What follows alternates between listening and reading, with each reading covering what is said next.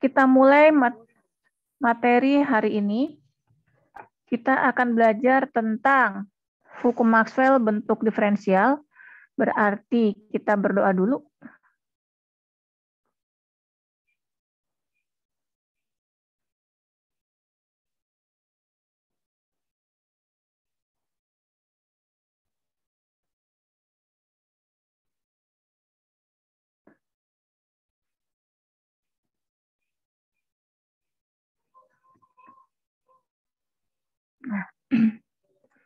Nah, sekarang kita lihat.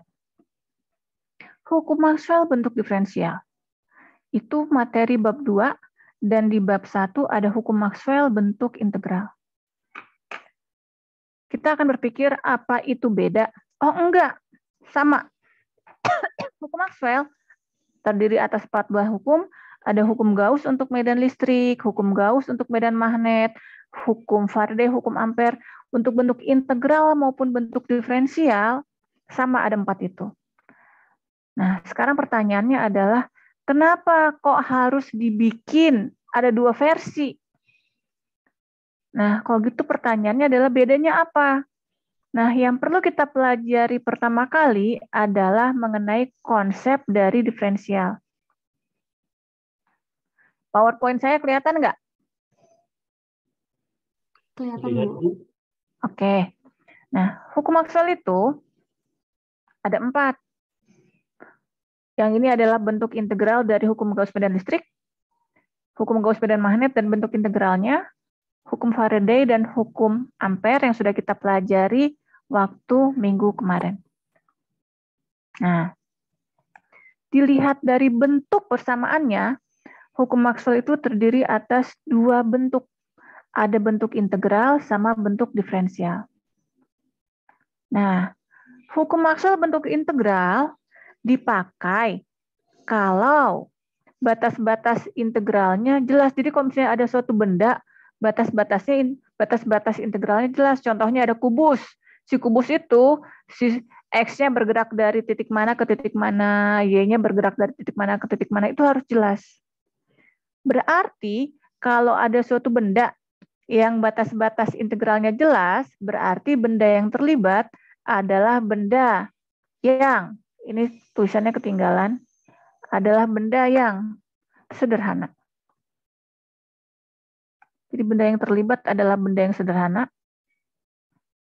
Contoh benda yang sederhana itu adalah apa?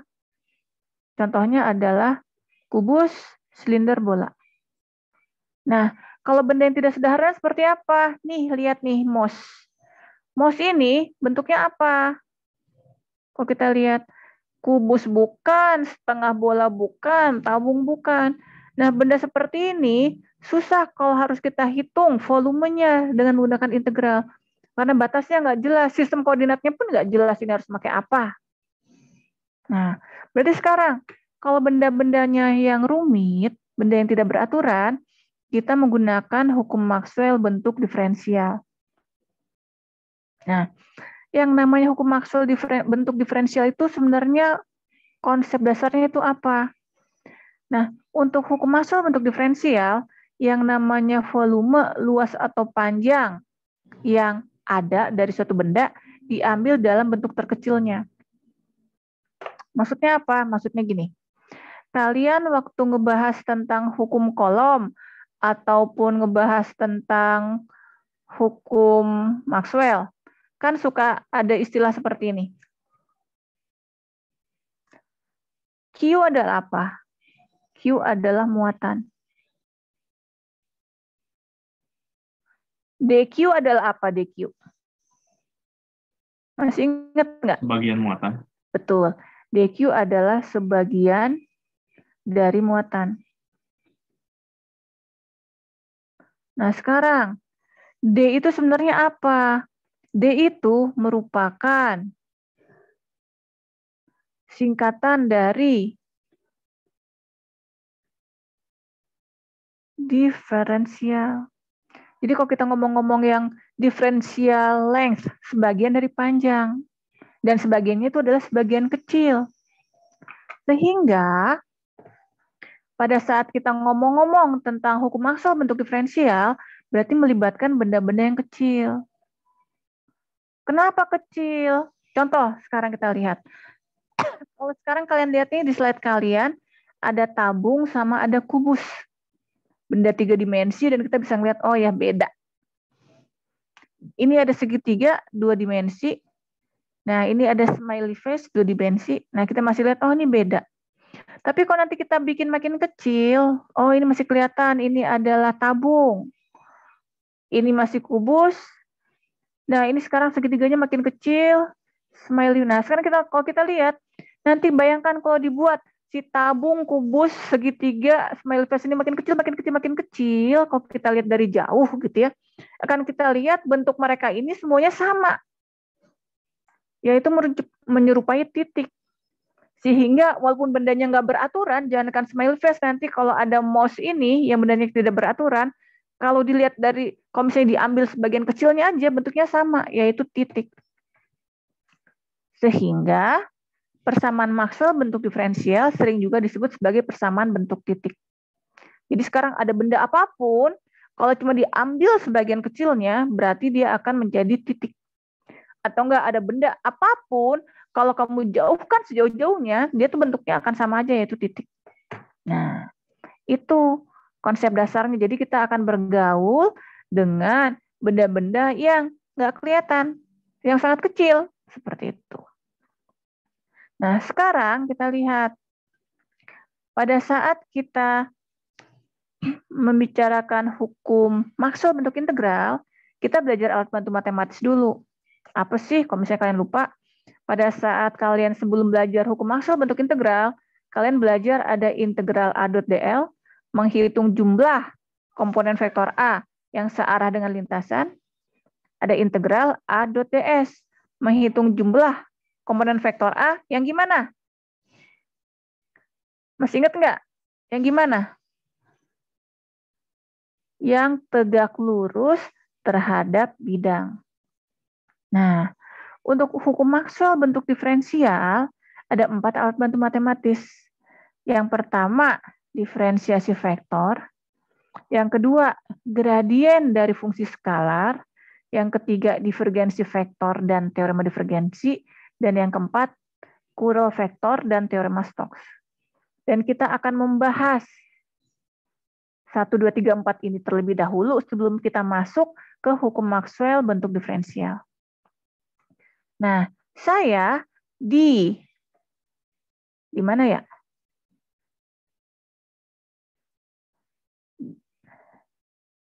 Ntar dulu. Nah, sebentar. Ada yang ngeheng. Bentar ya, ada yang ngeheng. Nah, saya di selo kalian sudah mengisi. Nih, kalau dilihat di materi tentang minggu ke-6, harusnya minggu kemarin saya udah ngisi nih video-video singkat. Di mana di video singkat ini dibahas secara detail tentang alat bantu matematis tersebut.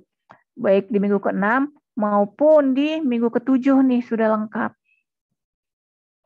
Nah, sekarang karena kita waktunya mepet gitu ya. Jadi sekarang saya hanya akan merangkum isi dari video-video ini. Kalau nanti kalian ada yang butuh catatan lengkapnya, silakan video-video ini kalian lihat. Gitu ya. Oke, sekarang saya mulai aja.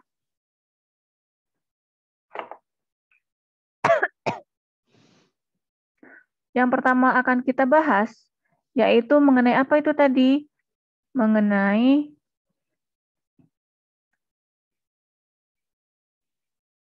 alat bantu matematis.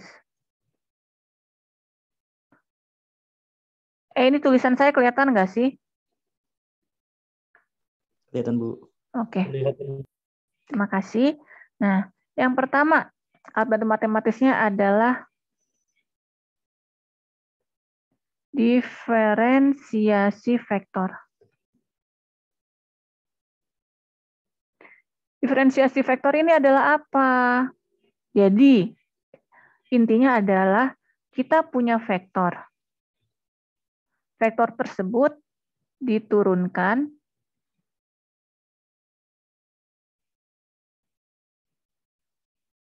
terhadap besaran skalar. Dan hasilnya adalah vektor juga. Jadi diferensiasi vektor adalah ada vektor diturunkan. Dan hasilnya adalah vektor juga. Dan vektor ini, yang namanya vektor kan adalah besaran yang punya arah dan magnitud. Arah vektor ini, arahnya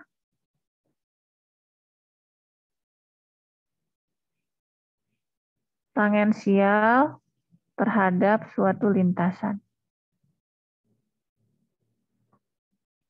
Nah sekarang, contohnya kayak gimana? Contohnya gini. Contoh. Misalkan kita punya vektor A. Vektor A ini tergantung atas besaran waktu. Besaran waktu, yang namanya waktu itu adalah skalar.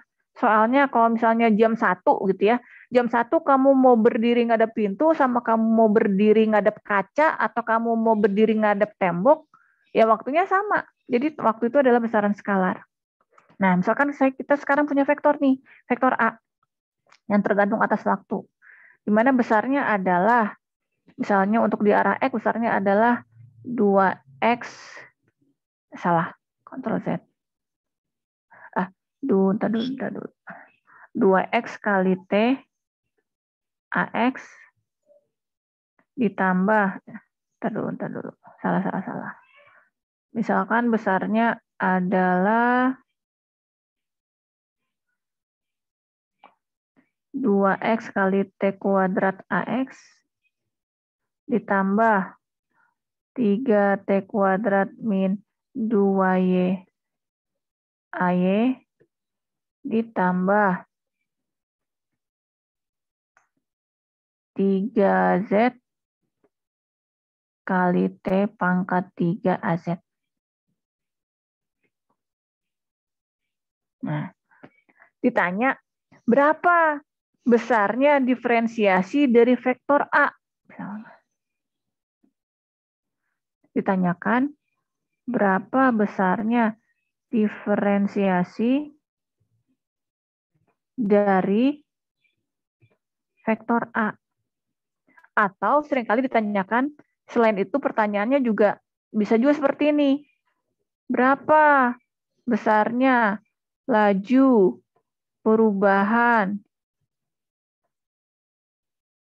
vektor A terhadap waktu? Nah, dua pertanyaan ini artinya sama. Di mana sekarang? Cara ngerjainnya gimana? Berarti cara ngerjainnya adalah, jawabannya itu adalah si vektor A-nya diturunkan terhadap waktu. Nah, sekarang kita lihat.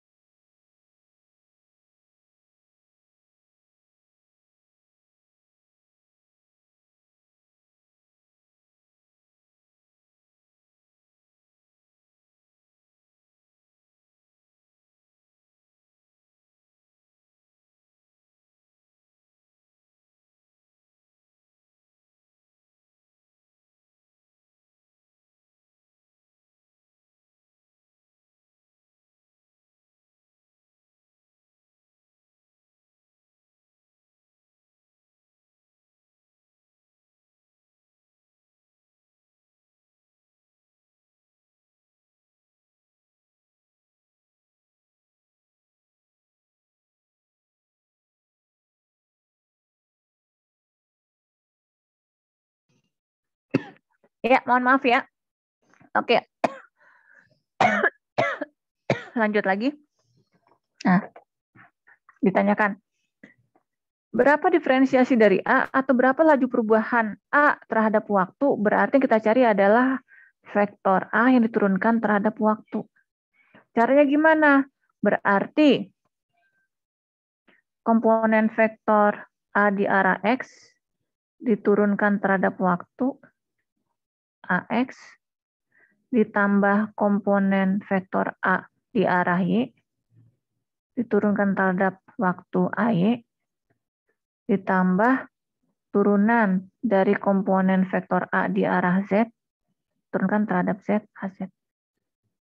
Jadi kalau kita lihat, oh caranya seperti ini, berarti berapa dA per dt? Jadi kalau kita lihat sekarang, 2X dikalikan T kuadrat diturunkan terhadap T. Berarti sama dengan berapa? Menjadi 2X dikalikan 4T AX. Ditambah AY diturunkan terhadap T. Berarti menjadi sama dengan berapa? Sama dengan 6T. Ini kalau diturunkan terhadap T adalah 0, berarti 6T AY. Ditambah, ini diturunkan terhadap, salah. Ini ada yang salah ya, bukan terhadap Z. AZ yang diturunkan terhadap, saya nulis, terhadap T. Nah, ini kalau diturunkan terhadap T jadi berapa? Jadi 9Z T kuadrat AZ. Jadi ini jawabannya. Ini adalah diferensiasi dari vektor A. Nah, kalau misalkan soalnya berkembang, jadi berapa laju perubahan vektor A terhadap T saat T sama dengan 2 detik di titik misalkan 1,2,3. Nah, kalau sekarang soalnya jadi seperti ini, jawabannya gimana? Kalau laju perubahan, ya pastikan adalah vektor A didiferensiasikan, diturunkan terhadap waktu, terhadap T. Nah, sekarang kita lihat. T-nya adalah 2, dan titiknya adalah X-nya 1, Y-nya 2, Z-nya 3. Berarti kalau kita lihat, berarti ini adalah 2, dikalikan X-nya 1, dikalikan 4, dikalikan T-nya 2. Bu, Ya. itu kok nggak salah ya, Bu? Apanya yang salah ya? Kan yang di atas itu 2X T kuadrat diturunkan jadi 4T, 4X. Ntar dulu. Oh iya ya, salahnya di sini. Ini harusnya jadi, ntar dulu. Nah, ini harusnya 2 ya? Iya, Bu. Oke, terima kasih atas koreksinya ya. Ceroboh sayanya tuh. Oke, berarti ini diganti jadi 2. Terus ditambah 6 kali 2 AY. Ditambah 9 kali Z-nya berapa? 3. T-nya berapa? 2 kuadrat AZ. Berarti sama dengan 8AX tambah 12 AY tambah 4 kali 3, 12, 12 kali 9, berapa? 120, berarti 108 AZ. Ini adalah jawabannya. Dan ini adalah yang namanya diferensiasi vektor. Nah, sekarang kita lihat. Ini adalah alat bantu yang pertama. Nah, alat bantu yang kedua apa? Alat bantu yang kedua yang disebut dengan gradien dari fungsi skalar. Nah, kalau ada yang nanya ini apa ini? Gradien dari fungsi skalar ini apa? Jadi, kalau ada fungsi skalar, ada besaran skalar, saya tulis besaran skalar, ada besaran skalar,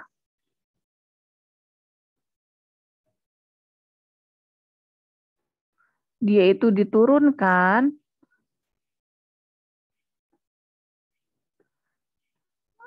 akan menghasilkan suatu vektor. Menghasilkan vektor. Jadi ada besaran skalar diturunkan, menghasilkan vektor. Agak-agak aneh ini. Gimana cara nuruninnya? Nanti akan kita lihat. Yang pasti yang harus kita perhatikan pertama kali ini, si vektor ini arahnya adalah tegak lurus terhadap bidang di mana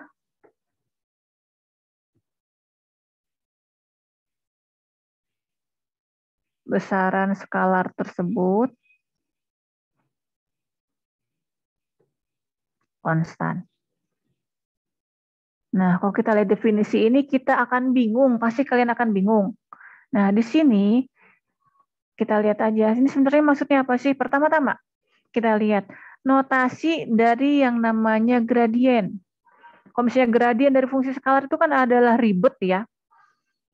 Panjang gitu ya maksudnya. Nah, ini tulisan pendeknya apa sih? Ini ya, kalau kita lihat, persamaan ini, bentuk ini notasinya adalah del T. Nah, mulai makin bingung nih. Sekarang kita lihat. T di sini apa? T di sini berarti itu contoh. Contoh itu adalah fungsi skalarnya.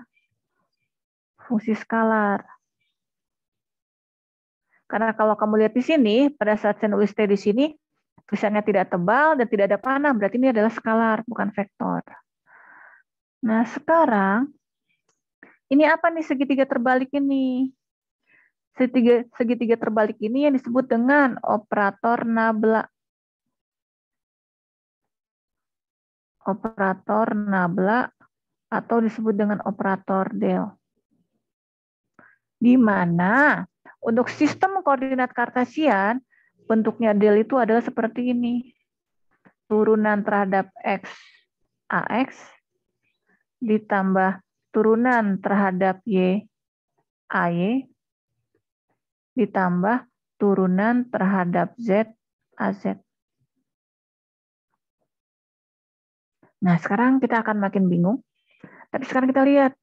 Yuk kita lihat ada contoh soal. Sebentar. Ini kertasnya saya panjangin dulu. Nah, kertasnya saya panjangin dulu.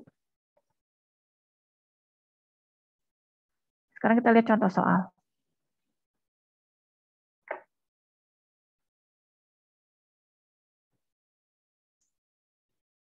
Contoh.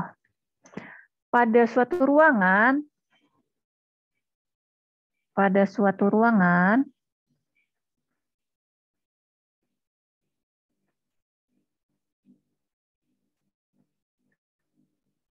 terukur suhu yang memiliki persamaan T sama dengan, misalkan, 4xyz ditambah 2x kuadrat kurang 5zx. Misalkan. Temperatur itu adalah besaran skalar. Soalnya sama seperti waktu. Soalnya namanya temperatur, kok kamu ada di suatu ruang gitu ya, mau kamu mau ngadep tembok atau kamu mau nungging gitu ya, suhu yang kamu rasakan sama. Nah sekarang ini ada persamaan. Ini adalah fungsi dalam bentuk skalar, fungsi temperatur. Nah ditanyakan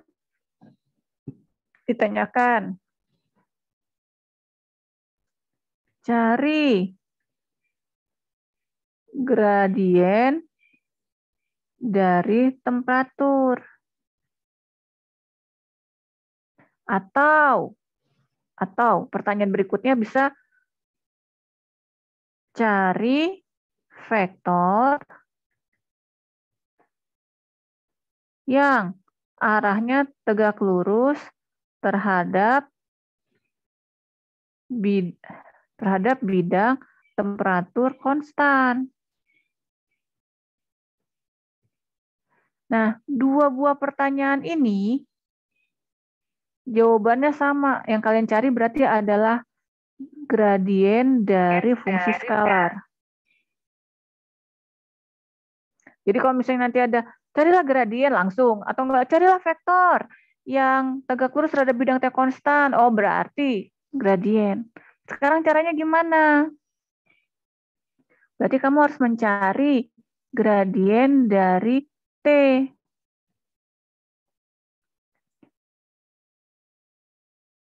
Berarti sama dengan T yang diturunkan terhadap X, AX. Kan del itu bentuknya seperti ini ya. Berarti sekarang ditambah T yang diturunkan terhadap Y, AY. Ditambah T yang diturunkan terhadap Z, AZ. Nah, sekarang kita lihat. Berarti sekarang sama dengan apa? Nah, T-nya adalah yang ini. Berarti sekarang 4XYZ ditambah 2X kuadrat dikurangi 5 dikalikan Z dikalikan X, terus diturunkan terhadap X. Kita beri arahnya AX. Tambah 4XYZ, 2X kuadrat, 5ZX, ini diturunkan terhadap Y. Arahnya adalah AY. Tambah 4XYZ tambah 2X kuadrat tambah 5ZX. Dan ini diturunkan terhadap Z. Dikasih arah. Kita dulu ya. Ini kurang. Sebentar. Nah, saya lebarin dikit deh.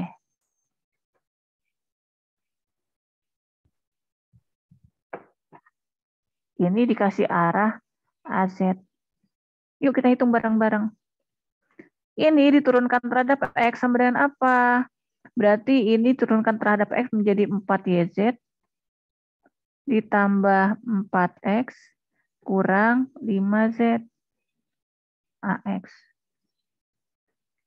Nah, ini kalau diturunkan jadi apa? Diturunkan terhadap Y berarti menjadi 4XZ tambah 0 kurang 0 AY. Ini turunkan terhadap Z jadi apa?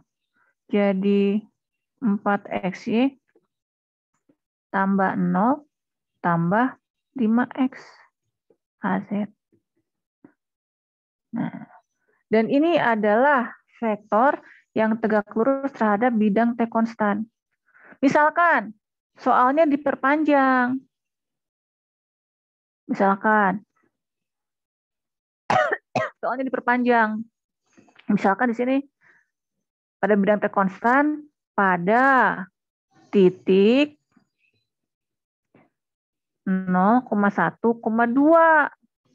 Berarti kalau misalnya soalnya ditambah, jadi kalau kita lihat, berarti X-nya 0, Y-nya 1, Z-nya 2, berarti ini berarti menjadi berapa? 4 dikalikan 1 dikalikan 2 menjadi 8, ditambah 4 kali 0, dikurangi 10 AX, ditambah, ini berarti adalah 0, AY, ditambah 4 kali X adalah berarti 0, 0 AZ. Berarti sekarang sama dengan apa? Minus 2AX. Nah, ini adalah contoh, ini adalah gradien. Nah, mungkin ada yang bingung, kenapa kok bisa seperti ini? Penurunannya ada panjang dan bisa kalian lihat di video. Video yang saya bagikan, di situ ada tentang gradien. Nah, sekarang pertanyaannya adalah, ini adalah gradien untuk sistem koordinat Kartesian.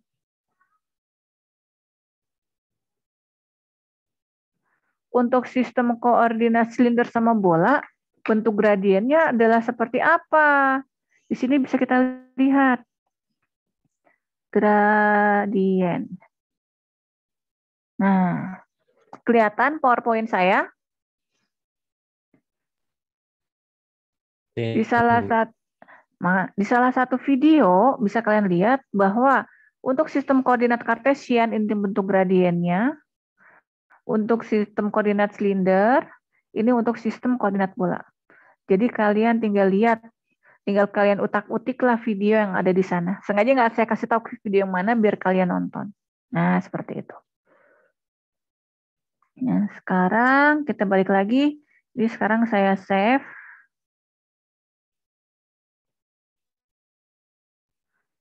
Berarti ini sekarang saya jadikan sebagai, saya masukkan sebentar ya.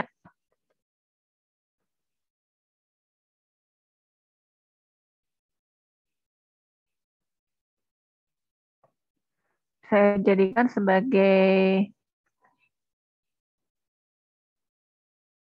catatan 6 April 2002 halaman 1. Nah. Sekarang itu baru 2, sedangkan tadi alat bantunya ada 4. Berarti sekarang kita harus lihat alat bantu yang berikutnya.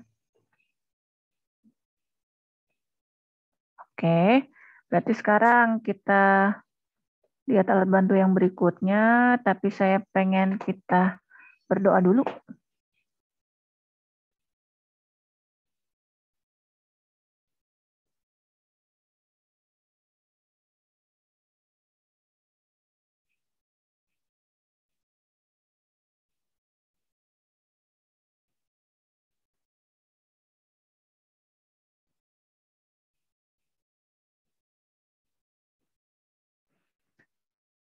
Nah, sekarang kita lihat alat bantu matematis yang ketiga. Ini masih tentang alat bantu matematis.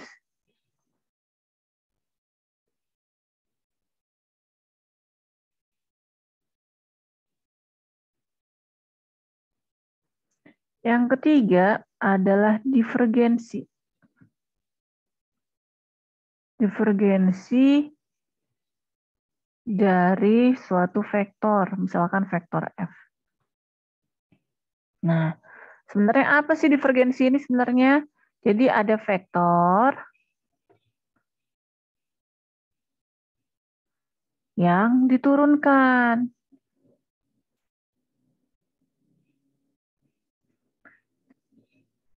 Dan hasilnya, nah ini yang aneh nih. Hasilnya adalah besaran skalar. Nah, berarti tadi ada vektor diturunkan hasilnya vektor, itu diferensiasi. Ada skalar diturunkan hasilnya vektor, itu adalah gradien. Nah, sekarang ada vektor yang diturunkan hasilnya adalah skalar, itu adalah divergensi. Nah, kenapa seperti itu? Pada dasarnya, yang namanya divergensi itu, kita bisa nulis div F,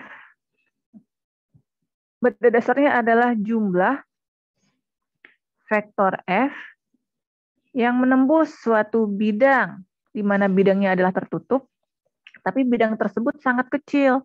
Kalau sangat kecil, saya tulis bidang itu adalah delta S. Dan ini, hasil integral ini dibagi dengan volume. Volume apa? Volume dari bidang yang tertutup ini. Ini adalah, jadi kalau kita lihat, ini adalah definisi dari divergensi. Jadi kalau kita lihat kan integral f dot ds adalah besaran skalar. Oh, seperti itu. Nah, sekarang ternyata divergensi dari vektor f ini bisa ditulis, selain ditulis seperti ini, bisa ditulis sebagai segitiga terbalik dot f. Segitiga terbalik ini tadinya apa? Masih ingat nggak tadi saya ngomong apa? Ini namanya adalah apa tadi? Ada yang ingat nggak? Operator apa ini tadi? Operator nabla atau del. Jadi ini kalau dibaca del dot vektor F. Atau enggak kita bilang del dot F. Nah sekarang kalau kita lihat, ini kok bisa sih bentuknya seperti ini? Detailnya tinggal lihat di video. Cuman yang harus kita ingat adalah si vektor del ini sama dengan apa tadi? Turunan terhadap X, AX, ditambah turunan terhadap Y, AY, ditambah turunan terhadap Z, AZ. Nah, berarti kok kayak gitu,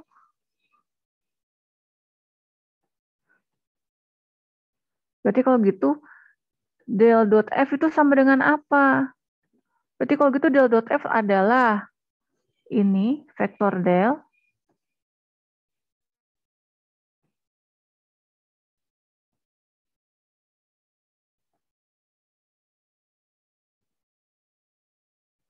didot produkkan dengan vektor F.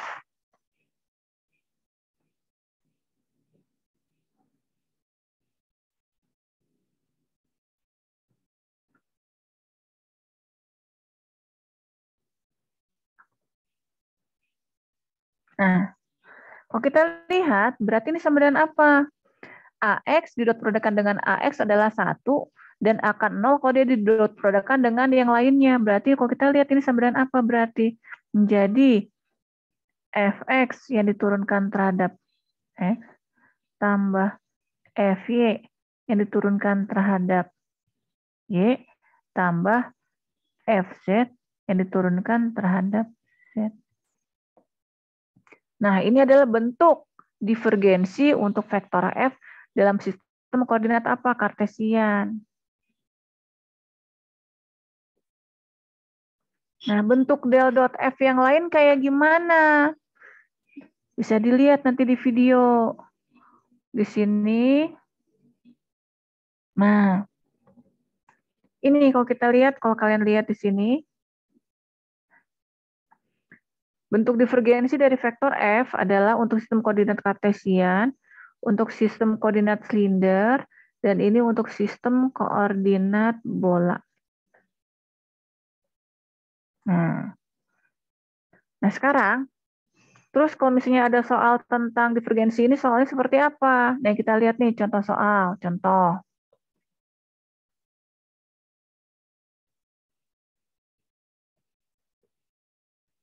Ada vektor F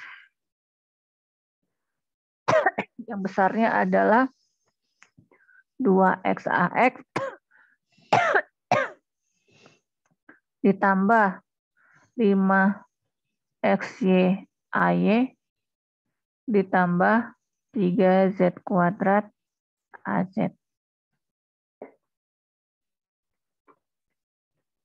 Atau enggak, angkanya jangan kayak gini deh. Ini saya ganti sebentar. Ini saya hapus ya.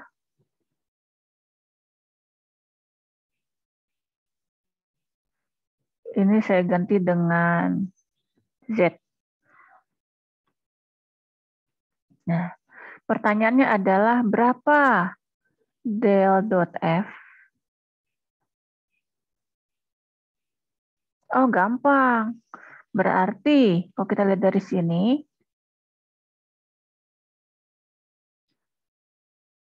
del dot F berarti adalah Fx yang diturunkan terhadap X tambah Fy yang diturunkan terhadap Y tambah Fz yang diturunkan terhadap Z. Fx adalah 2x. 2x diturunkan terhadap X sama dengan apa? 2. Ditambah Fy adalah 5z. 5z diturunkan terhadap Y sama dengan apa? 0. Tambah ini adalah Fz yang diturunkan terhadap Z. Berarti tambah 6z. Jadi del dot F adalah 2 ditambah 6z. Nah sekarang, contoh berikutnya. Ini adalah contoh 1. Ini ada contoh 2.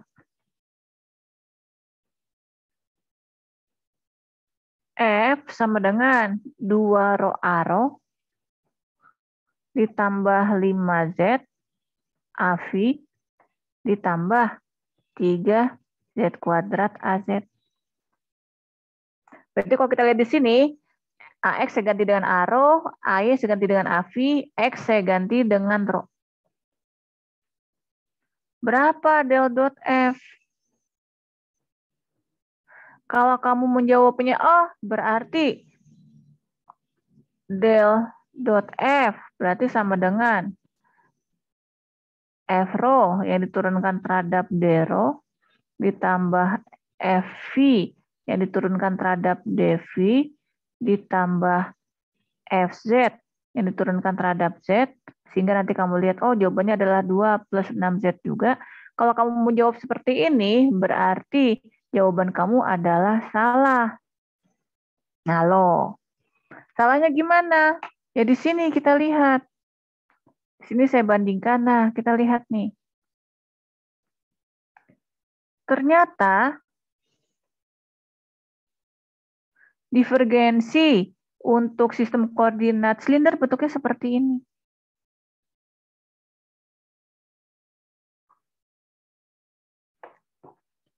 Berarti sama dengan apa? Kalau kita lihat, berarti dalam sistem koordinat silinder, si del dot F-nya sama dengan apa? Berarti adalah, ini sih bukan, sorry ya. Ini bukan divergensi, ini gradien.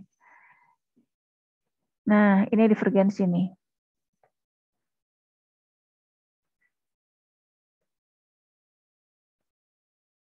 Nah, saya sandingkan dengan soal kita tadi. Berarti del dot F-nya sama dengan 1 per rho dikalikan turunan terhadap rho dari rho dikalikan dengan F rho, berarti rho dikalikan dengan 2 rho.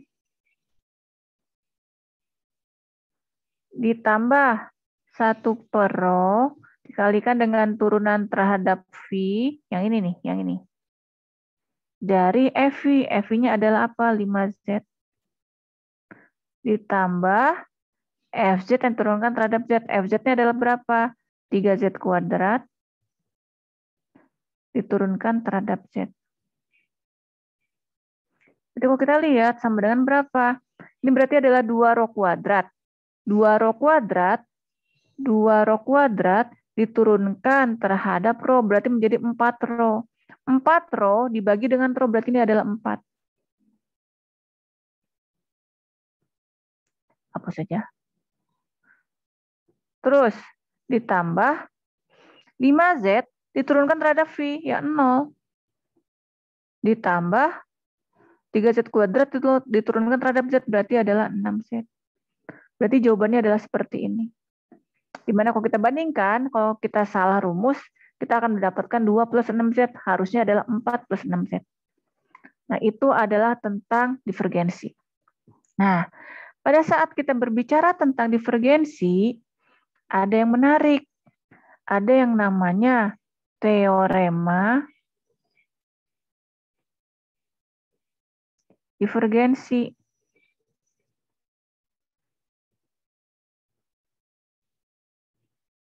Teorema divergensi ini ngomongnya apa? Kalau ada suatu vektor yang menembus suatu bidang yang permukaannya tertutup dan bidang itu sangat kecil, maka jumlah ini adalah sama dengan jumlah dari divergensi vektor tersebut yang diintegralkan terhadap volume. Volumenya volume yang mana? Volume yang dilingkupi oleh bidang yang sangat kecil ini, berarti volumenya juga sangat kecil. Ini adalah teorema divergensi. Nah, sekarang emang kenapa menarik teorema divergensi ini? Karena dari teorema ini kita bisa menurunkan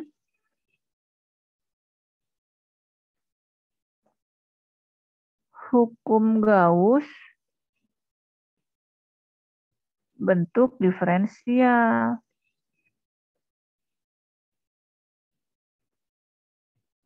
Kayak gimana contohnya? Ini kita lihat.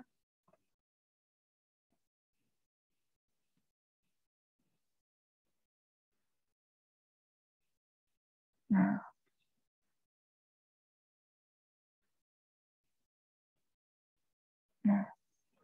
hukum Gauss untuk medan listrik dalam bentuk integral, kita sudah pernah lihat persamaan seperti ini, dan ini kita pelajari minggu kemarin. Nah, dengan teorema divergensi, loh kok beda? Oh, enggak, teorema divergensi itu ngomongnya seperti ini. Kalau saya tulis lagi.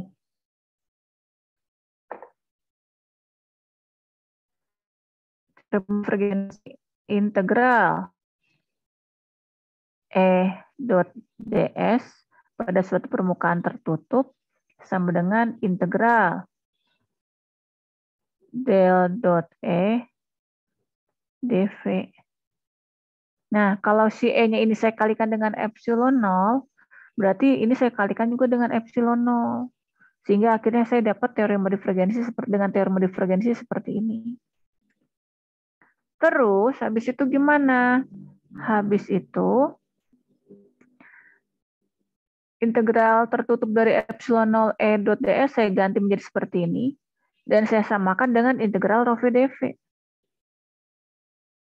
Karena volume yang terlibat dalam integral itu sama, berarti sekarang del dot epsilon 0 kali E sama dengan rho v. Dan ini adalah hukum Gauss untuk medan listrik bentuk diferensial. Divergensi dari epsilon 0 kali E atau divergensi dari rapat flux listrik sama dengan rapat muatan. Nah, sekarang bagaimana dengan hukum Gauss? Hukum Gauss untuk medan magnet mengatakan integral tertutup dari B dot ds sama dengan 0. Dengan teorema divergensi, nah seperti ini. Integral tertutup B dot ds sama dengan integral del dot B dv. Berarti sekarang integral del dot B dv sama dengan 0. 0 itu bisa kita tulis integral 0 dv, sama aja. Berarti dari sini kalau integralnya kita hilangin, maka del dot B sama dengan 0. Ini adalah hukum Gauss untuk medan magnet bentuk diferensial. Nah, udah selesai belum? Ya belum. Soalnya masih ada hukum Faraday sama hukum Ampere. Nah, sekarang kita lihat lagi.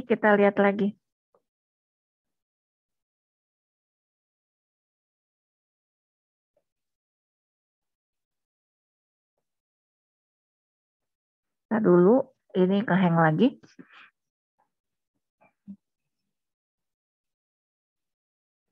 Nah, sekarang kalau kita lihat kalau kita lihat di sini kita baru belajar alat bantu matematis yang ketiga, masih ada yang keempat. Berarti ini halamannya saya panjangin lagi. Atau enggak, udah deh saya save aja dulu ya. File.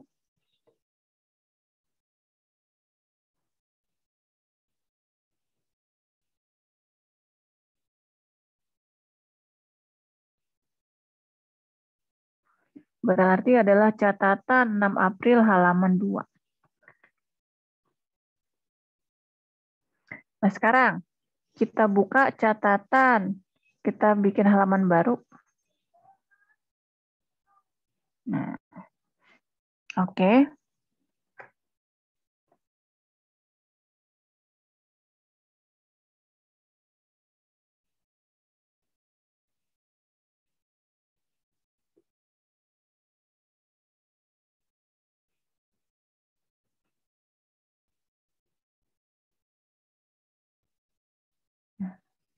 Sekarang alat bantu matematis yang keempat itu adalah kurel.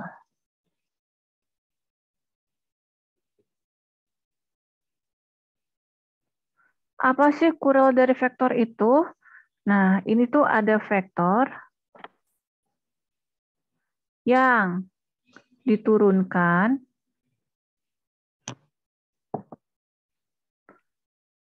menghasilkan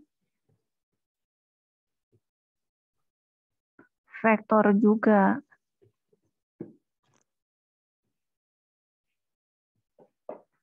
Nah, sebenarnya, notasi dari Kural, notasi kalau misalnya kural dari vektor kan nulisnya panjang gitu ya. Notasinya kayak gimana? Bagaimana penulisannya? Penulisannya adalah del cross F. Jadi kural dari vektor F, kita tuliskan del cross F. Nah, kalau kita lihat, del itu adalah vektor. F itu adalah vektor. Vektor di cross product, hasilnya adalah vektor. Berarti ini kalau misalnya, ini bentuknya sama dengan apa? Jadi kalau untuk sistem koordinat kartesian, bentuknya menjadi do per do X AX tambah do per do Y AY tambah do per do Z AZ yang di-crosskan dengan Fx AX tambah Fy AY tambah Fz AZ. Nah, kalau di-crosskan, Bu, kalau di-crosskan itu seperti apa? Ini saya review aja. Jadi, cara gampangnya adalah kamu bikin bentuk seperti ini.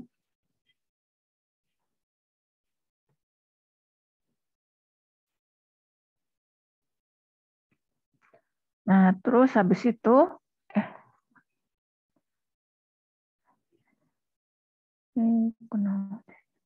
bentar ya. Terus habis itu, kamu tulis di sini. Ini adalah untuk komponen AX, untuk komponen AY, untuk komponen AZ. Del itu berarti adalah do per do X, do per do Y, do per do Z.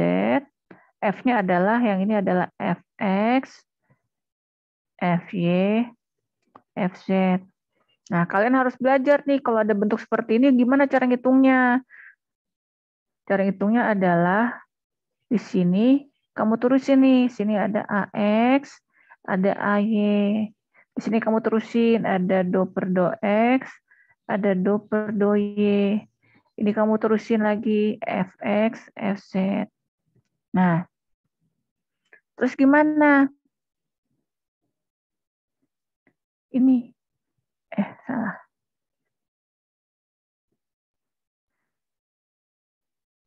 Nih, ada garis-garis ini.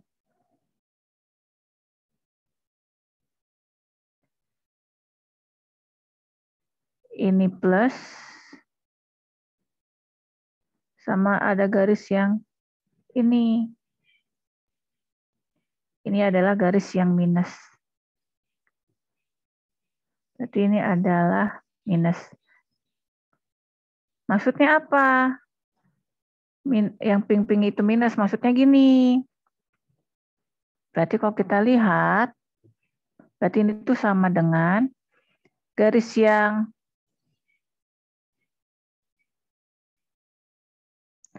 ini berarti adalah yang orange yang pertama ini berarti adalah Fx yang diturunkan terhadap Y arahnya AZ. Terus ditambah yang orange lagi. Berarti sekarang Fy yang diturunkan terhadap Z arahnya kemana? Arahnya AX. Terus tambah yang orange lagi, tambah. Sekarang Fz yang diturunkan terhadap X arahnya AY. Terus gimana? Ada yang pink. Yang pink itu berarti kurang. Dikurang, sekarang Fz yang diturunkan terhadap Y arahnya AX. Dikurang yang pink yang berikutnya, Fx yang diturunkan terhadap Z, arahnya apa ini? Arahnya AY. Dikurangi Fz yang diturunkan terhadap X, arahnya kemana? Arahnya adalah AZ. Nah, kalau nanti AX digabungkan dengan AX, AY dengan AY, AZ dengan AZ, nanti kamu akan lihat, oh ternyata kural untuk sistem koordinat kartesian bentuknya adalah seperti ini. Nah, kural dari vektor F, del cross F. Untuk koordinat Kartesian seperti ini. Ada yang di arah AX, AY, AZ. Untuk silinder juga ada yang di arah arrow, AV, AZ. Untuk bola juga seperti itu. Nah, ini adalah rumus untuk kurel yang harus kalian ingat. Bisa ada di video, tinggal kalian tonton, kalian screenshot. Nah, sekarang sebenarnya yang menarik dari kurel itu apa? Yang menarik dari kurel itu ada yang namanya teorema Stokes. Ada yang namanya teorema Stokes.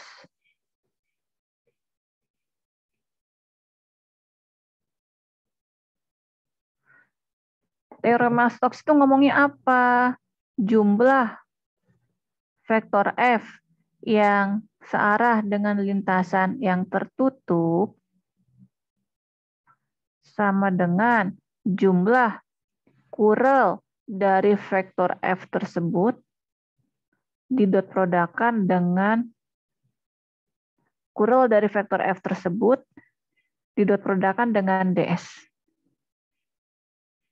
Nah, berarti ini adalah lintasan. Lintasannya gimana? Lintasan yang sangat kecil.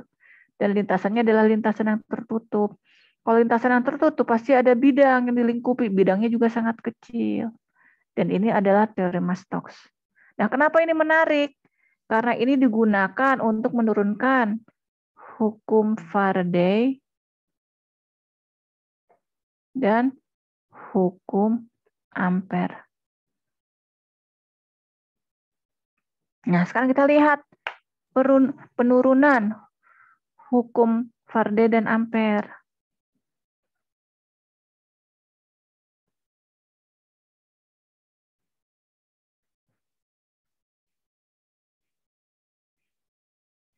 Nah, kita lihat. Hukum Faraday dalam bentuk integral menyatakan integral tertutup dari E dot dl sama dengan minus D per dt integral B dot ds. Kita udah belajar ini minggu kemarin. Dengan teorema Stokes, berarti sekarang integral E dot dl sama dengan integral del cross E dot ds. Ini teorema Stokes nih. Berarti sekarang integral E dot dl saya gantikan dengan integral del cross E dot ds. Dan saya samakan dengan sisi yang sebelah kanan. Kalau bagian integralnya dihilangkan, artinya apa? Del cross E sama dengan minus dB per dt. Ini adalah hukum Faraday untuk diferensial. Kalau untuk hukum Ampere gimana? Ini hukum Ampere. Jumlah medan magnet yang tangensial terhadap lintasan yang tertutup sama dengan arus konvensional yang menembus suatu bidang ditambah arus pergeseran yang menembus suatu bidang juga. Dengan teorema Stokes, ini ds-nya ketutupan ya, nggak apa-apa, tar dulu.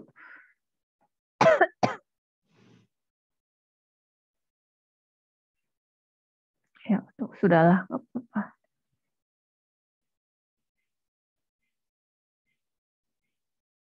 Nah, berarti sekarang ini saya ganti dengan del cross B dibagi mu 0 dot ds. Dan ini saya ada salah ya, ada salah nulis nih. Di sini saya koreksi aja. Ini bukan L, ini harusnya S. Nah, ini ds-nya ketutupan ini saya. Nah, gitu. Jadi sekarang kalau kita lihat adalah integral dot ds, integral dot ds, integral dot ds. Kalau integral dot ds-nya kita hilangin, maka kita akan mendapatkan del cross B dibagi mu 0 sama dengan rapat arus konvensional ditambah rapat arus pergeseran. Dan ini merupakan hukum Ampere bentuk diferensial. Nah sekarang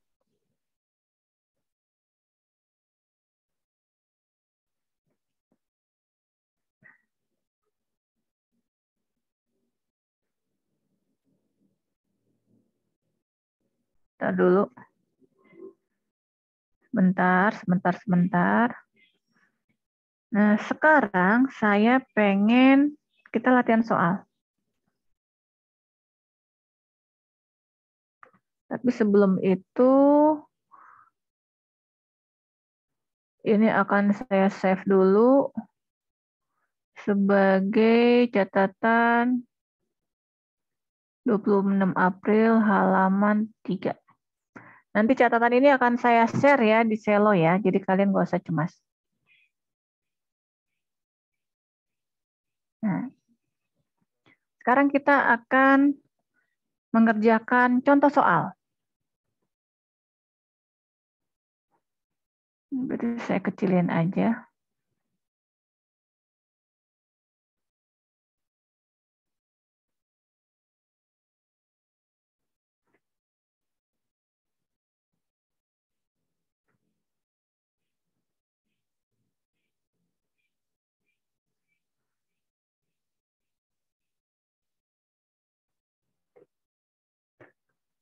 Latihan soal 6 April halaman 1.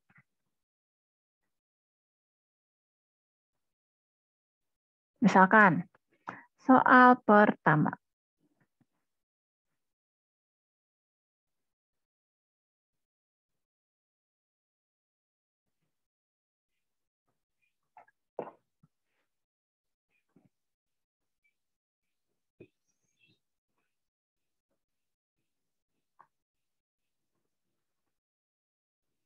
Apa ya soal pertama ya? Nah.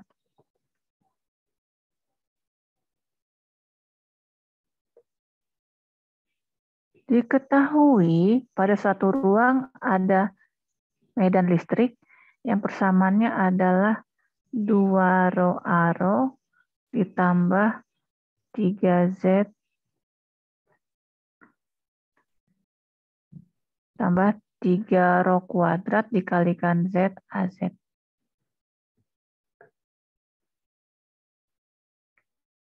Hitunglah besarnya distribusi muatan yang menghasilkan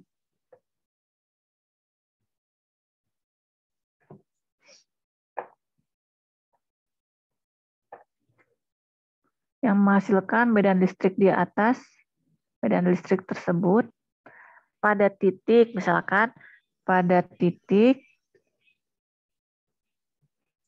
apa ya? Pada titik 2,0 derajat, 3. Nah, ada E, ada distribusi muatan. Berarti kita harus pakai apa? Hukum apa? Di hukum Maxwell. Hubungan antara medan listrik dengan muatan. Kita pakai hukum Gauss untuk medan listrik. Di mana hukum Gauss untuk medan listrik, tadi sudah kita lihat persamaannya adalah del dot epsilon 0 dikalikan E sama dengan rho V. Di mana del dot epsilon 0 dikalikan E bisa kita tulis menjadi epsilon 0 dikalikan dengan del dot E. Dan ini sama dengan rho V. Berarti sekarang rho V sama dengan apa? Sama dengan epsilon 0 dikalikan dengan apa? Nah, del dot E untuk sistem koordinat silinder gimana? Del dot E untuk sistem koordinat silinder, jadi kita lihat catatan kita dulu. Del dot itu adalah divergensi. Nah, jadi kalau kalian lihat di sini, halo? Suara saya kedengeran? Dengar, Bu. Jadi kalau kita lihat ini adalah rumus divergensi untuk berbagai sistem koordinat kartesian, untuk berbagai sistem koordinat. Nah, untuk sistem koordinat silinder, nah, del dotnya rumusnya seperti ini. Berarti sekarang, jadi sama dengan, berarti kalau kita lihat sama dengan epsilon 0, berarti saya kecilin dulu deh biar kita bisa lihatnya bareng-bareng. Nah,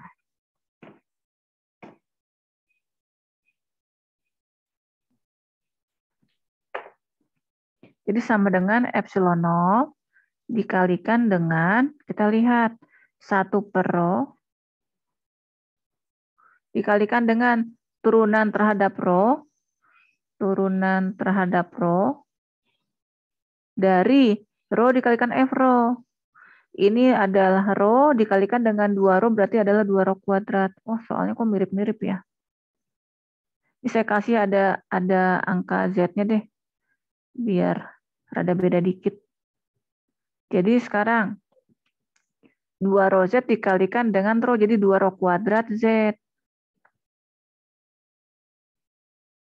Ditambah 1 per rho dikalikan dengan turunan terhadap V dari FV. Oh, ini kebetulan FV-nya 0 lagi.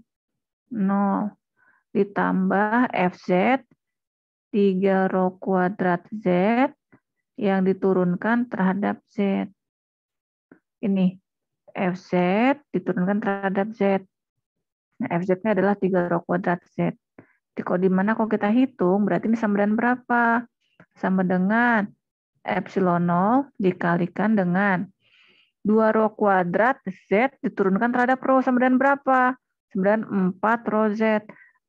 4, ini kalau diturunkan, jadi 4 rho kali Z. 4 rho kali Z dibagi rho menjadi 4Z. Ini 4Z. Dia ini saya hapus lagi. Terus habis itu ditambah berapa? Ditambah 0. Terus ditambah berapa? Ditambah dengan ini diturunkan terhadap Z, berarti adalah 3 rho kuadrat. Ini jawabannya. Tapi belum selesai. Karena ditanyakan di titik 2,0 derajat, 3. Artinya rho-nya 2, Z-nya 3. Berarti sekarang sama dengan epsilon 0 dikalikan dengan 4, Z-nya adalah 3. Ditambah 0, tambah 3, rho-nya adalah 2. Jadi sama dengan epsilon 0 dikalikan dengan 12, ditambah 4 kali 12, jadi sama dengan 24 epsilon 0. Itu salah satu contoh soal. Sampai sini jelas? Kebayang nggak? Bayang, Bu. Oke. Nah, sekarang kita lihat soal berikutnya.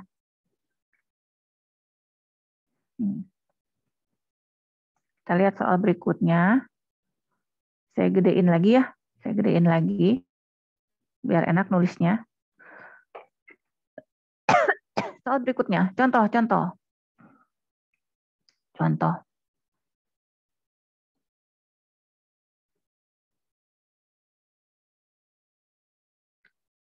Hitunglah jumlah vektor A, misalnya A-nya itu sama dengan 2 A sama dengan rho kuadrat A rho tambah 3 rho Z AZ. Itulah jumlah vektor A yang menembus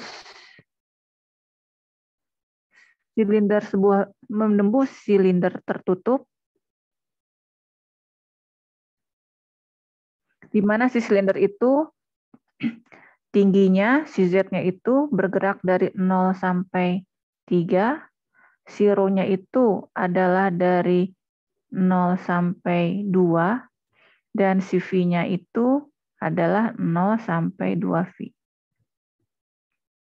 Nah, kalau kalian lihat soal ini, berarti hitunglah jumlah vektor A yang menembus. Berarti kalau gitu yang ditanyakan adalah jumlah itu adalah integral vektor A. Kalau menembus itu .dl atau .ds?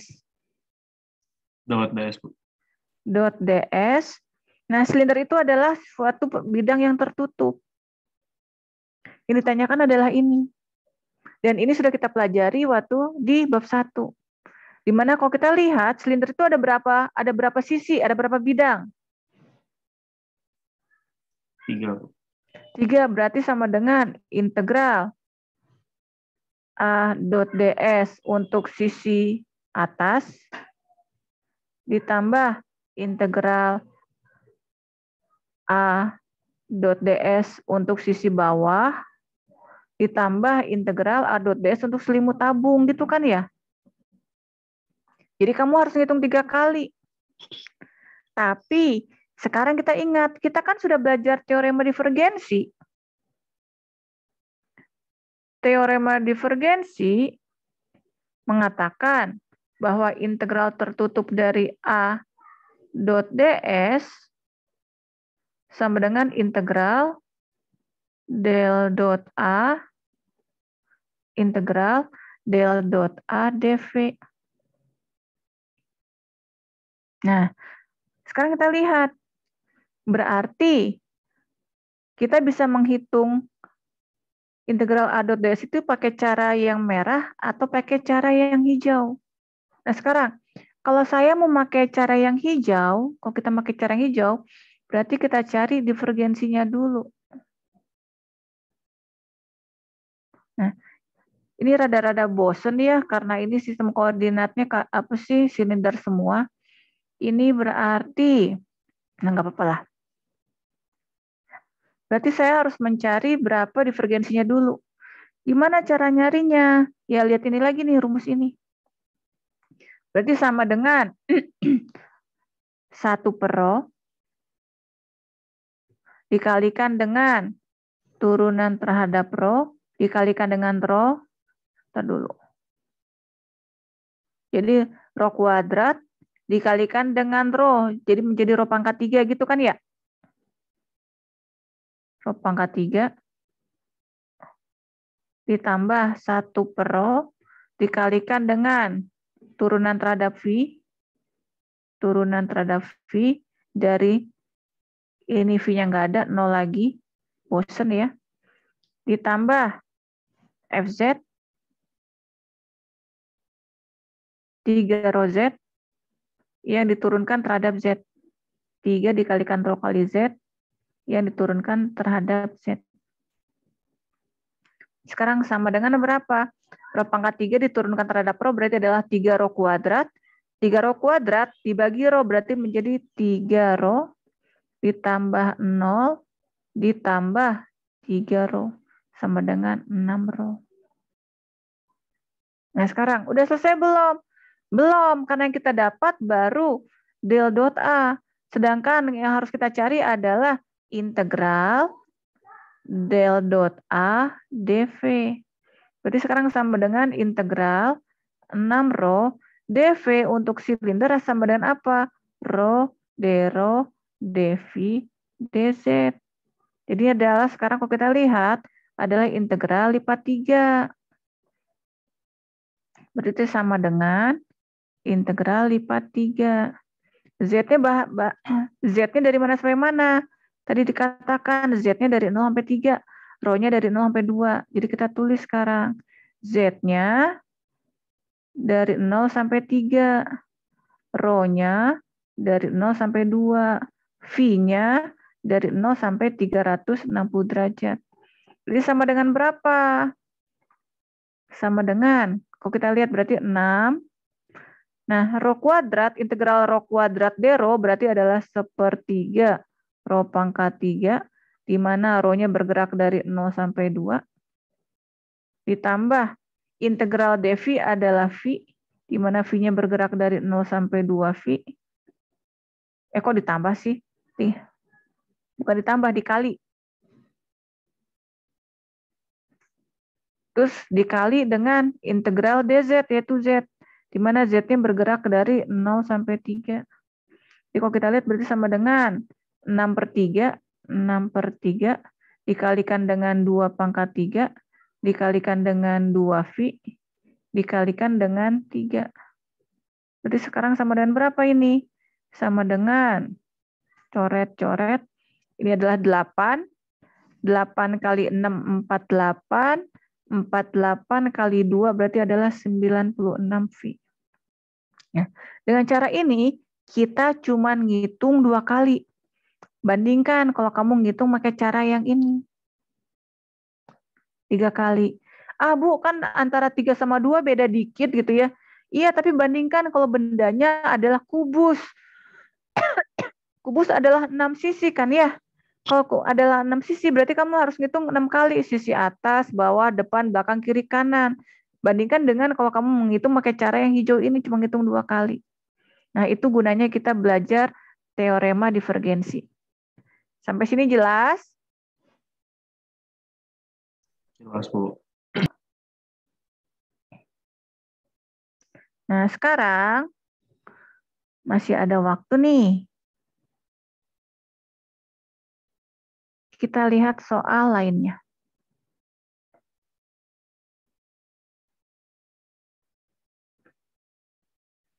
Bentar.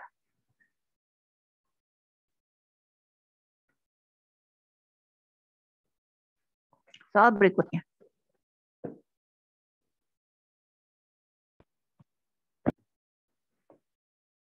Soal yang ketiga. Apa ya? Bentar, saya pikirin dulu.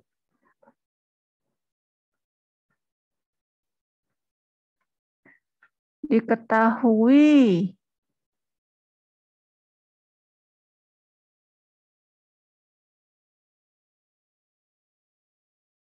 saya gini.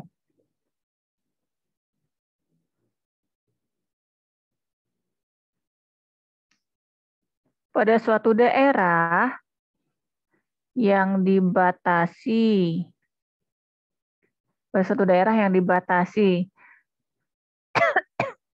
di mana Z-nya sama dengan 0, terus X-nya terletak antara 1 sampai 3, terus habis itu Y-nya terletak antara 0 sampai 4. Nah, pada suatu daerah yang dibatasi ini terdapat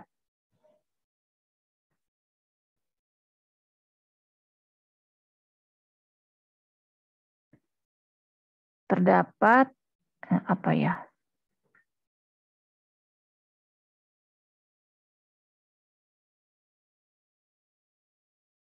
Sebentar.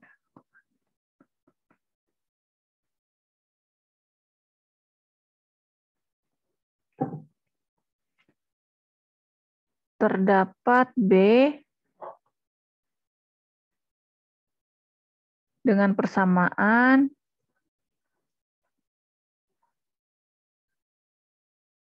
salah.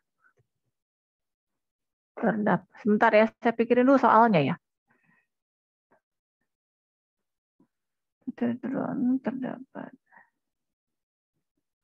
Terdapat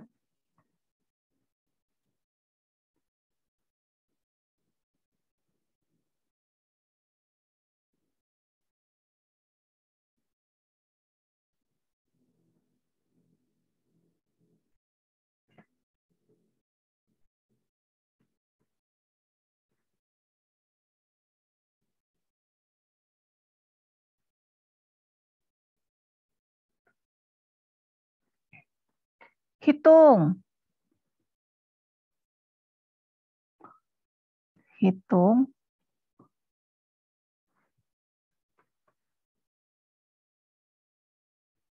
jumlah arus yang menembus bidang di atas. Sekarang kita lihat. Kalau ada persamaan seperti ini, ada rapat fluk magnet sama yang ditanyakan adalah arus, berarti yang harus kita gunakan adalah hukum Ampere.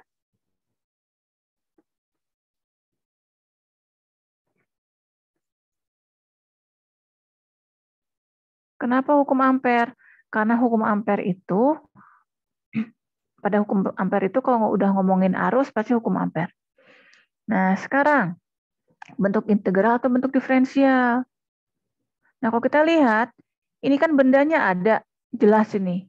Nah, berarti kalau hukum Ampere kan mengatakan integral tertutup dari B dibagi mu 0 dot dl sama dengan integral J dot ds ditambah turunan terhadap waktu dari integral epsilon 0 E dot ds. Nah, sekarang kita lihat. Si rapat fluk magnet ini tidak tergantung atas waktu, sehingga bagian yang sebelah sini, bagian yang ada perubahan terhadap waktunya nggak ada. Jadi ini adalah 0. Nah, terus gimana, Bu? Nah, sekarang kamu lihat. Kalau misalnya mau kamu gambarin, daerah ini kamu gambarin, kalau kita gambarin, ini adalah sumbu, kita dulu ya. Ini adalah sumbu X, ini adalah sumbu Y, gitu ya. Ini sumbu Y, ini sumbu X. Nah, bidang Z sama dengan 0 berarti adalah bidang ini, gitu ya. Si X-nya terletak antara 1 sampai 3. Ini X-nya. Si Y-nya terletak antara 0 sampai 4, berarti ini adalah Y-nya. Berarti bidangnya, kalau mau saya gambarkan di sini, bidangnya adalah yang ini.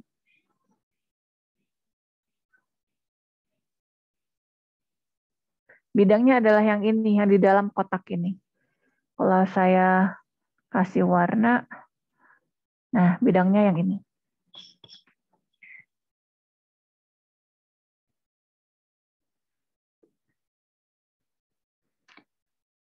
Nah sekarang, entar dulu.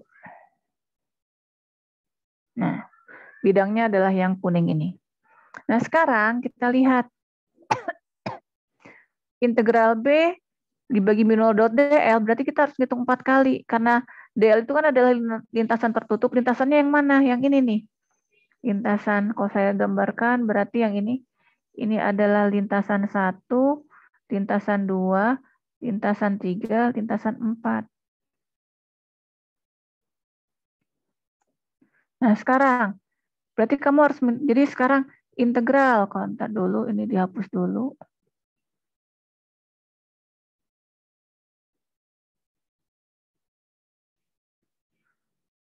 Jadi integral tertutup dari B dibagi mu 0 dot dl berarti sama dengan integral dari B dibagi mu 0 dot dl untuk lintasan 1 ditambah integral B dibagi mu 0 untuk lintasan 2 tambah integral untuk lintasan 3 tambah integral untuk lintasan 4. Ngitung 4 kali. Nah, itu sebelum kita kenal dengan teorema Stokes. Kita ingat, oh iya ada teorema Stokes. Teorema Stokes mengatakan bahwa integral tertutup dari B dibagi mu 0 dot dl itu sama dengan integral del cross B dibagi mu 0 dot ds. Nah, jadi sekarang yang kita lakukan, kalau kita pengen pakai teorema Stokes ini, berarti sekarang yang harus kita lakukan pertama kali adalah apa? Kita cari dulu. Del cross B dibagi mu 0. Nah, sekarang kita lihat.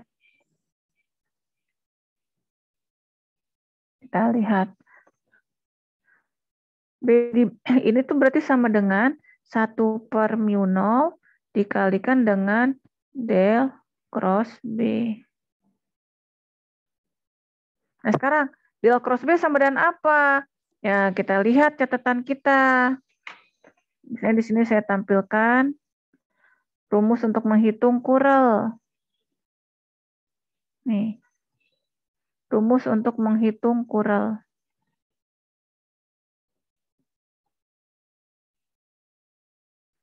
Nah, sekarang kita lihat nih.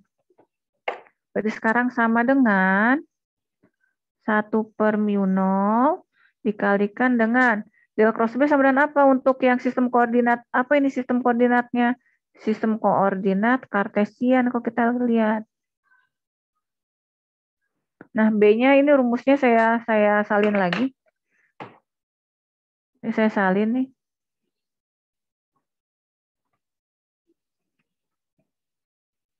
Ini B-nya saya salin di sini. Nah, sekarang yuk kita kerjain sama-sama. Del cross B-nya. Untuk yang ini mah bukan. Ini mah adalah del dot F. Yang kural yang mana ya? Oh, ini dia. Nih, kural. Tahu dari mana kural? Ini kan adalah del cross.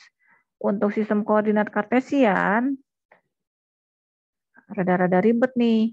Jadi kita sekalian kita bahas deh cara ngitungnya. Sekarang kita lihat. Untuk yang di arah AX, FZ yang diturunkan terhadap Y. FZ adalah X. X kalau diturunkan terhadap Y sama dengan apa? Sama dengan 0. Dikurangi FY yang diturunkan terhadap Z. FY adalah 2XY. 2XY kalau diturunkan terhadap Z sama dengan apa? Sama dengan 0 juga. Nah, terus habis itu gimana? Kita lihat lagi yang ini. Fx diturunkan terhadap Z. Fx kalau diturunkan terhadap Z sama dengan apa? 0. Fz diturunkan terhadap X. Ini adalah Fz. Nih, diturunkan terhadap X sama dengan apa? 1. Arahnya AY. Tambah sekarang ini. Fy diturunkan terhadap X. Ini adalah Fy. Diturunkan terhadap X berarti sama dengan apa? 2Y. Dikurangi Fx diturunkan terhadap Y. Fx-nya sendiri nggak ada. Berarti ini adalah 0. Ini AZ. Berarti ini sama dengan 1/mu0 dikalikan min AY plus 2Y AZ. Udah selesai belum? Belum. Karena kalau kita lihat del cross B itu, kalau misalnya kita lihat lagi, ini tuh baru yang kita hitung baru del cross B dibagi mu0. Sedangkan yang harus kita hitung adalah jumlah arus. Jumlah arus itu adalah apa? Ini kan adalah kalau kamu ingat lagi, kalau kita ingat lagi, ini adalah apa? Ini adalah rapat arus, ampere per meter kuadrat. Ini adalah apa? Ini adalah luas meter. Nah, arus itu adalah ampere, berarti yang harus kita hitung sekarang adalah integral J dot ds alias si ini harus kita si del cross B dibagi mu0-nya harus kita integralkan lagi terhadap ds. Jadi sekarang si arusnya itu sendiri, arusnya itu sama dengan integral 1/mu0 dikalikan min AY ditambah 2Y AZ diintegral di dot produkkan terhadap ds. Nah, kalau kita lihat ds-nya yang mana? Ds-nya bidang yang kuning ini. Bidang yang kuning ini berarti ds-nya sama dengan apa? dx dy AZ. dx dy AZ. Sehingga kalau kita lihat kalau ini adalah AZ, yang kepakai cuma ini doang. Berarti sekarang sama dengan integral 1/mu0 dari 2y dx dy. Karena AY dot AZ 0, AZ dot AZ 1. Berarti ini sekarang adalah integral lipat 2. Di mana si X-nya dari mana tadi? X-nya kan tadi kalau kita lihat di gambar, X-nya dari 1 sampai 3 atau enggak di soal. Mana sih di atasnya? Di soal X-nya dari 1 sampai 3, Y-nya dari 0 sampai 4. Jadi kita masukin ke integrasinya, X-nya dari 1 sampai 3, Y-nya dari 0 sampai 4. Sama dengan apa? Sama dengan 1 per mu 0 dikalikan dengan integral 2y dy, berarti adalah y kuadrat dikalikan integral dx, berarti adalah x. Itu sama dengan 1 per mu 0 dikalikan dengan 4 kuadrat kurangi 0 dikalikan dengan 3 dikurangi 1. Berarti sama dengan 16 dikalikan 2. 32 per mu 0. Berarti arusnya adalah 32 per mu 0. Nah, cara-cara seperti ini, jadi kalau misalnya kita lihat, Bu, ternyata bisa dikerjakan pakai integral, bisa dikerjakan pakai diferensial. Iya, tinggal kamu pilih kamu sukanya yang mana. Cuman kalau kita kerjakan pakai integral, kita harus ngitung berapa kali? 1, 2, 3, 4. Kalau pakai diferensial, kita cuma ngitung 2 kali. Yang hijau, terus habis itu yang biru. Nah, ini adalah contoh-contoh soal yang berkaitan dengan hukum Maxwell bentuk integral. Nah, kalau dilihat, ini saya save dulu sebentar, file.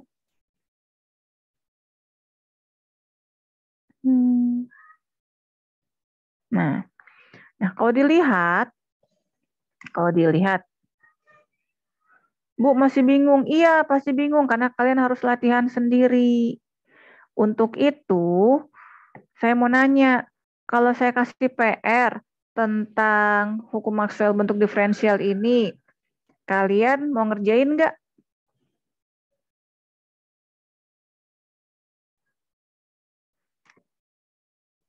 Kalau misalnya PR, Boleh, Bu, boleh.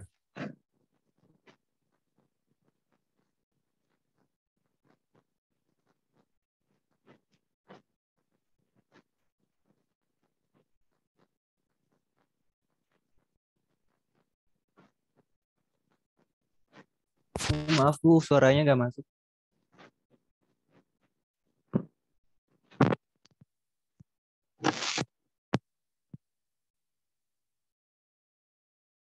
suara saya kedengeran nggak? Halo, apa suara saya terdengar? Baru terdengar, Bu, baru terdengar. Nah, sekarang jadi siapa yang ingin saya beri PR, silakan raise hand. Kalau misalnya banyak yang ingin saya beri PR, saya akan bikin soal latihan untuk kalian. Dan dikumpulkan namanya juga PR. Ya sebagai persiapan untuk UTS sih, siapa yang bersedia? Saya pengen tahu. Kalau misalnya nggak bersedia, ya nggak apa-apa. Nggak apa-apa, nggak masalah. Cuman ada 10 orang. Bu, PR-nya dikumpulkannya kapan? Ya minggu depan lah. Intinya supaya kalian bisa berlatih aja. Dan contoh-contoh soalnya udah saya kasih contohnya tadi. Ini ada 17 orang. Cuman ada 18 orang. Berarti kalau saya lihat, ini yang hati ini maksudnya apa sih?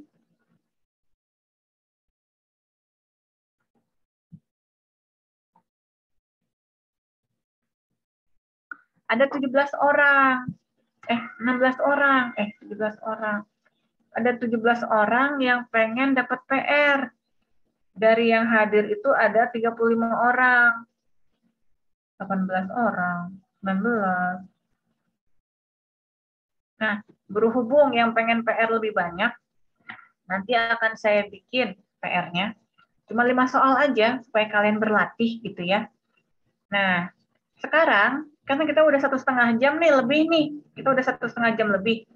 Nah, sekarang saya tuh pengen ngebahas, kan kalian ada PR, di Selo kan ada PR yang baru ya, kalau saya share screen lagi. Di Selo itu, mana di Selo mana? Dulu. Di Selo itu kan ada PR baru nih yang harus kalian kumpulkan. Ada PR baru yang harus kalian kumpulkan hari Sabtu tengah malam paling telat. Nah, kalian mau nggak ini saya bahas sebentar supaya kalian nanti bisa mengerjakannya. Kalau kalian yang mau ngebahas, silakan stay di sini, stay di Zoom. Kalau kalian yang nggak pengen, nggak Bu, saya capek, ya silakan bisa leave dari Zoom juga nggak apa-apa. Jadi ini tuh opsional, pilihan aja, sebagai bonus aja. Nah, Sekarang kita bahas PR-nya sebentar ya. Nah, Nancy, bisa nggak ini diputus dulu rekamannya?